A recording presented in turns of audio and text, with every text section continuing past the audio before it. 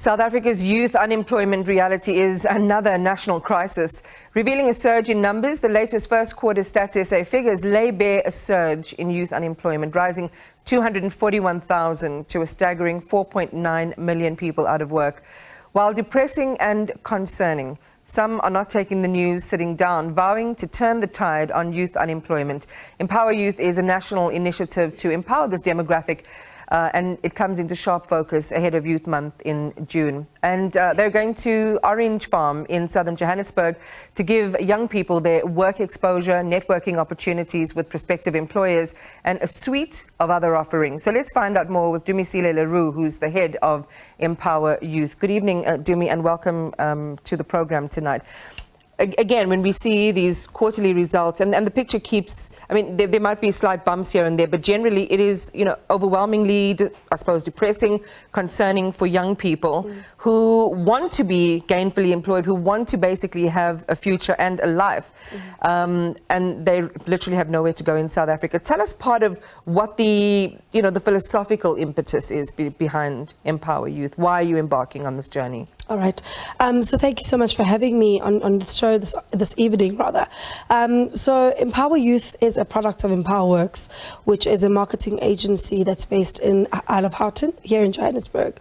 So 8 years ago, the CEO, the founder, Simphiwe Masiza, decided to speak to the plight of young people as far as unemployment, inequality and poverty is concerned.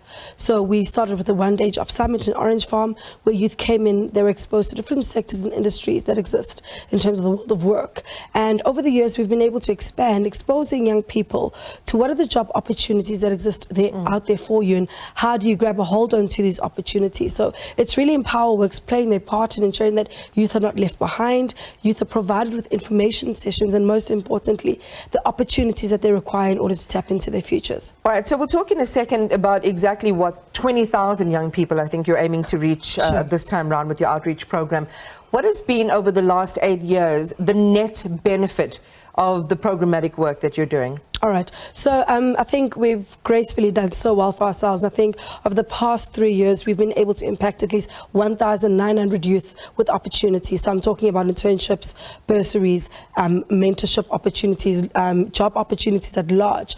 Funding for those that are in the entrepreneurial space as well. We don't only focus on providing jobs with industry, but we also hone in on the entrepreneurial element, where we do understand that not everyone is able to get access into the market. Therefore, we do need to focus on entrepreneurs that have started as a firm of being a survivalist from hand to mouth due to the fact that they can't find a job. So we make sure that we hone in on some of those skills that they do encompass and make sure that they get the funding or the mentorship that they require to expand on their business. You only get one opportunity to cash in a credit on hope before someone becomes a disbeliever forever. Yeah. And going as you are into a community where there's such great need, you're aiming to reach at least 20,000 young people this time round. What are you offering them, and who should come as a real investment into not just hope but outcome? Sure. I think this is also quite a good element or part for me to punt on the fact that we do need industry to support this platform. In order for us to be able to expose and provide youth with these opportunities, we need the buy-in and support of industry, both in public and private sector, where they come in and they support the initiative by providing these opportunities to youth.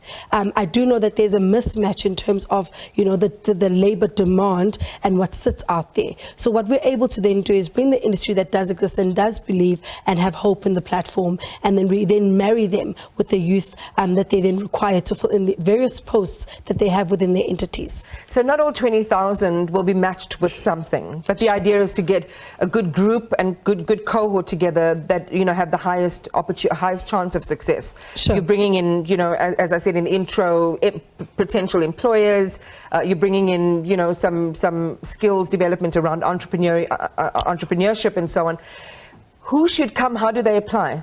All right, so we're targeting 20,000 youth, has to be between the ages of 18 to 35 years old, that aren't working, so they must be unemployed, even in the NEET, so not in employment, education or training opportunities. They're able to then reach us on our website, so that's www.empowa.org.za. www.empowa youth, and we spell it very fancy, so it's EMPOWA youth.co.za, or they can reach out on our socials. We are available at Empowa Youth, and there you'll find all the details around our upcoming summit, hosting at least 250 speakers, over 100 exhibitors, 20,000 youth across the week, and funding, learning, job opportunities that will be provided. And I must highlight that, yes, we can't make sure that all 20,000 walk away with a job opportunity, but the access to information and industry that we're providing you with during the duration of that week is immensely high, and I don't think there's another platform in which you would be able to get so much exposure as to what exists out there for you as a young person, and how you can hone on the skill and the capabilities that you possess. What would you say over these last 8 years you've observed as one of the most sort of radical and quickest ways to get young people, gainfully engaged? Okay, so what we do is we've got activations that we run.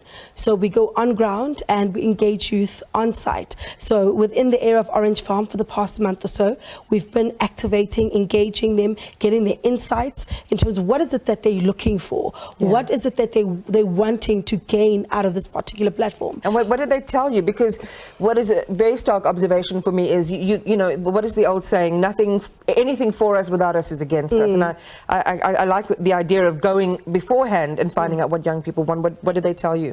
No, they'll tell you up front, they want honesty. They want to get rid of red tape that disables them to be able to access opportunity. They want to ensure that when we come to them, we're not just preaching a notion that we will not fulfill at the end of the day. They want honesty, loyalty. So what we do is we come in and we ensure that what we've promised them during the engagement on our activations, we then fulfill that through the job opportunities that are provided and the upskilling and the mentorship that's provided during that particular week. So they really want you to be honest and open with them. They want you to speak to what's currently, pressing for them, which is getting access into the job market or funding for those that are in an entrepreneurial space. I've learned something today. So now it's triple W. Is that triple W? Is that the common contemporary parlance now? Yes. Not www. No, that's the long way around. Triple W. Give us the website again. All right, so it's www.empowa youth. So it's EMPOWA Youth. And we are available on socials. That's LinkedIn, Instagram, Facebook, and Twitter at Empowa Youth. So Orange Farm, this opportunity coming your way soon. I was talking there to Dumisile Le Roux, who is the head of Empowa Youth.